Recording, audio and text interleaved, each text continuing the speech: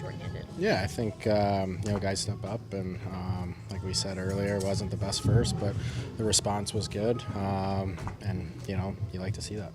You had a couple close calls in recent games. How nice was it to finally get that first one with the Panthers? Yeah, it's always nice whenever you can help contribute. So yeah, that one felt good. And just for yourself, obviously, so many guys on the line. How do you feel like you've done this? Guys like you, Gregor, so many guys have been called upon to step up and really help fill the void right now. Yeah, I think that's just what we have in this room. A lot of guys willing to do whatever to help, and that's what we showed. And just a little bit, when you guys get that 5-2 lead, it looks like you're cruising at that point, and all of a sudden it's a game again to be able to jump back and keep things going. Yeah, I think just we were calm on the bench. We knew, we were going to get our looks, just stick with it and, do what we do. What can you tell what Seth Jones did tonight? Obviously 2 goals, but it seemed like he was flying up and down the whole game. Yeah, he was great. Big goals for us and big part of it. Thank you so much.